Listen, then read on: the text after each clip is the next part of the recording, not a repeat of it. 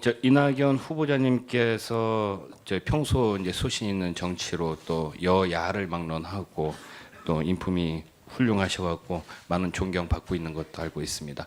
또 제 개인적으로도 또 이낙연 후보자님께서 또 명 대변인으로 활동하신 점도 이렇게 존경하고 있습니다만은 이제 청문위원으로서 또 국민적인 시각에서 또 국민적 의혹을 해소하기 위한 차원으로서 청문회에 좀 성심성의껏 답변해 주시고 또 소명할 거는 또 자세하게 좀 소명 한번 해주시길 부탁드리겠습니다.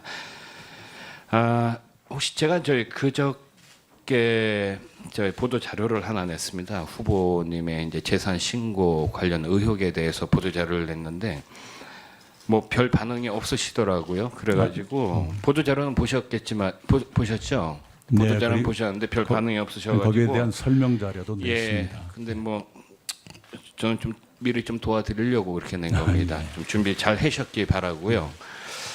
자, 그 화면 한번 띄워주시죠. 화면 한번 보시고 저 뭐 아주 뭐 특별한 화면이 아닙니다. 관보에 기재된 겁니다. 전남지사 출마하기 위해서 국회의원 사퇴 후에 이제 재산 내역하고 그다음에 전남지사로 당선된 후에 재산 내역 차이입니다. 이제 불과 2달 사이에 7천여만 원이 사인간 채무가 변제가 됐습니다. 근데 제가 이제 봤거든요. 뭐 재산 신고상 후보자 본인 그다음에 신고 대상자 뭐 배우자나 뭐 아드님이나 예금, 채무 아무런 재산상의 변동이 없는데 갑자기 7천만 원이 사인간 채무가 변제가 된 겁니다. 이거 뭐 누가 어느 국민이 보더라도 이거 합리적인 의심이 가능하지 않겠습니까? 그래갖고 제가 좀 뭐 어떻게 된 건지 통장 사본을 좀 알려달라고 했는데 그런 거 기초적인 것도 안 주시더라고요. 그래서 제가 여기서 그냥 간단하게 몇 가지 좀 질문하고 이렇게 좀 넘어가도록 하겠습니다. 자, 어쨌든 후보자님께서 제출한 일부 자료에는 2010년도서부터 12년도 6월까지 그 4차례에 걸쳐서 모두 변제를 했다. 근데 이제 신고상에 누락이 됐다 이렇게 얘기를 했는데 자 여기까지가 사실 맞죠? 네. 예. 자 그럼 그 다음에요. 기록에 잠깐만요. 제가 신고 몇 누락 가지 그게 하고 써 있을 시간 겁니다. 드리겠습니다. 네. 자 사인간 채무 당사자가 누님인 것도 맞고요.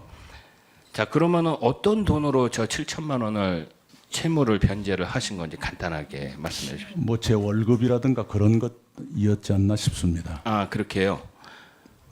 제가 알고 있기로는 실무자한테 얘기 듣기로는 4차례에 걸쳐 갖고 채무 변제를 했는데 월급을 줬다. 그러면은 저기 누님한테 어떻게 현금으로 드린 건 아닐 테고 계좌로 드렸겠네요. 그랬을 거라고 생각합니다. 예, 그러면은 그 해당 은행의 통장 거래 내역 금방 뛸 수가 있습니다. 네, 후보님 잘 아시잖아요. 이게 현금으로 갔는지와 계좌로 이체가 됐는지에 네, 따라서 저희 상당히 실무진이 좀 큰 차이가 있습니다. 저희 실무진이 그렇게 해주길 바랍니다. 자, 그리고 왜 제가 이 말씀을 드리냐면요. 이게 후보자님의 해명이 사실이라고 치더라도 이 재산 신고상의 최종 확인하고 책임은 후보자 본인한테 있는 겁니다. 등록 의무자니까요. 네. 그러면은 엄격하게 따지면은 공직자윤리법 위반입니다. 인정하세요? 2010년도에 채무 변제를 했는데 2014년 도지사 선거 때가 그대로 남아 있다가 사실상 국회의원을 마치면서 도지사로 이렇게 가시면서 그때 회계타마 어떻게 보면은 실무진의 실수인지 아니면 후보자님께서 그렇게 그런 의도를 가졌는지는 모르겠습니다만은 총리가 될 줄 모르고 이렇게 하시는 걸 수도 있습니다. 아니 자 보십시오. 네. 이게 공직자윤리법 위반인데요. 네. 그러면 후보자님께서는 이렇게 채무 변제가 누락이 됐다는 것은 언제 하셨습니까? 채무 변제는 2012년도에 다 끝났다고 저한테 자료를 주셨는데. 예, 그 신고 시기를 놓쳐서 네. 그 2년 뒤에야 신고를 했다는 걸 이번에 알았습니다. 이번에 알으셨어요? 그런다고 해서 제가 예. 면책된다고 주장하는 것은 아닙니다. 저의 네. 책임입니다. 자, 후보자님. 그러면은 전남지사 선거 하셨을 때도 허위 신고가 된 겁니다. 재산 신고가. 재산 신고가 허위로 된 거죠.